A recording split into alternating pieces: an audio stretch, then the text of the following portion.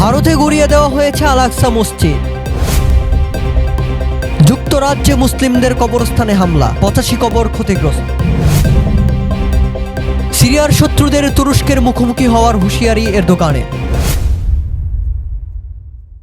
ভারতে 50 বছরের পুরনো আল-আকসা মসজিদ ভেঙে গুড়িয়ে দিয়েছে হিন্দুত্ববাদী বিজেপি সরকারের প্রশাসন। সম্প্রতি দেশটির হরিয়ানার ফরিদাবাদে আল-আকসা মসজিদটি গুড়িয়ে দেয় নগর কর্তৃপক্ষ। ভারতের সুপ্রিম কোর্টে তদন্তাধীন থাকা সত্ত্বেও ব্যাপক পুলিশ সমাগম ঘটিয়ে আগাম নোটিশ ছাড়া ভেঙে ফেলা হয় মসজিদটি। জানা যায়, সুপ্রিম কোর্ট থেকে কোনো চূড়ান্ত ফয়সালা না আসলেও পরিকল্পিতভাবেই এই মসজিদটি গুড়িয়ে দিয়েছে নগর কর্তৃপক্ষ। মসজিদ ভেঙে ফেলার পূর্বে আশেপাশের দোকানপাটও উচ্ছেদ করা হয়। মুশতাক নামের এক বাসিন্দা জানান, 50 বছর পূর্বে বাতখাল গ্রামের প্রধান মসজিদ নির্মাণের জন্য জায়গাটি ওয়াকফ করেছিলেন। তার দেওয়া জমিতেই আল-আকসা নামে এই মসজিদটি নির্মাণ করা হয়। তবে ফরিদাবাদ নগর কর্তৃপক্ষের দাবি, মসজিদটি সরকারি জমিতে নির্মাণ করা হয়েছে এবং আইনগত প্রক্রিয়া অনুসরণ করে তা ভেঙে ফেলা হয়েছে। অর্ধশত বছরের পুরনো মসজিদটি গুড়িয়ে দেওয়ার ঘটনা স্থানীয়দের মাঝে তীব্র ক্ষোভের জন্ম দিয়েছে। বাতখাল গ্রাম সহ ফরিদাবাদ জুড়ে বিক্ষোভ শুরু হয়েছে। বিক্ষোভ থেকে আদালতে কার্যক্রম চলমান থাকা অবস্থায় কর্তৃপক্ষের এমন পদক্ষেপের বৈধতা নিয়ে প্রশ্ন তোলা হচ্ছে আর জানানো হচ্ছে তীব্র প্রতিবাদ ও নিন্দা।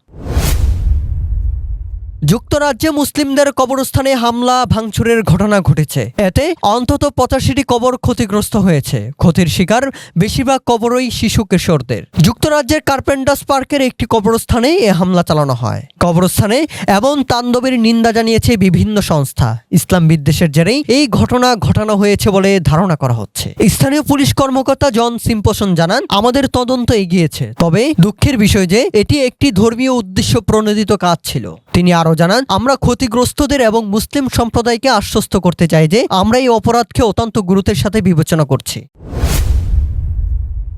সিরিয়াতে শান্তি প্রতিষ্ঠার ক্ষেত্রে দৃঢ় অবস্থান নিয়েছে প্রতিবেশী দেশ তুরস্ক। সিরিয়ার স্থিতিশীলতা অর্জনে বাধা প্রদানকারীদের কঠোর জবাব দেওয়া হবে বলেও হুঁশিয়ারি দিয়েছেন প্রেসিডেন্ট রজব তাইয়েব এরদোগান। আঙ্কারায় এক সংবাদ সম্মেলনে এমন হুঁশিয়ারি উচ্চারণ করেন এরদোগান। তিনি বলেন, আমি স্পষ্ট করে বলছি, যারা সিরিয়ার স্থায়ী শান্তি ও স্থিতিশীলতার পথে বাধা হয়ে দাঁড়াবে তারা সিরিয়া ও তুরস্ক উভয়ের তীব্র বাধার সম্মুখীন হবে। সংবাদ সম্মেলনে সিরিয়াকে বিভক্ত করে ফেলার ষড়যন্ত্রের বিরুদ্ধে আঙ্কারার অবস্থান পূর্ণ ব্যক্ত করেন তিনি। সেই সঙ্গে সন্ত্রাসীদের জন্য সিরিয়ার সীমান্তে নতুন করিডোর খোলার বিরুদ্ধেও হুঁশিয়ারি দিয়েছেন। প্রেসিডেন্ট এরদোগান বলেন, যেভাবে আমরা সিরিয়াকে সন্ত্রাসী করিডোরের মাধ্যমে বিভক্ত হতে দেইনি, ঠিক সেভাবেই আমরা অন্য কোনো করিডোর দিয়েও দেশটিকে বিভক্ত হতে দেব না। প্রেসিডেন্ট এরদোগান আরো বলেন, সিরিয়ায় 8 ডিসেম্বরের সশস্ত্র বিপ্লবের মাধ্যমে নতুন যুগের সূচনা হয়েছে। সিরিয়া 8 ডিসেম্বরের আগের অবস্থানে ফিরে যাবে এমন কোনো সম্ভাবনা নেই। তিনি বলেন, একটি স্থিতিশীল ও শক্তিশালী সিরিয়া শুধুমাত্র দেশটির জনগণের জন্য নয়, বরং এই অঞ্চলের প্রতিটি দেশের জন্য ইতিবাচক কল্যাণ বয়ে আনবে।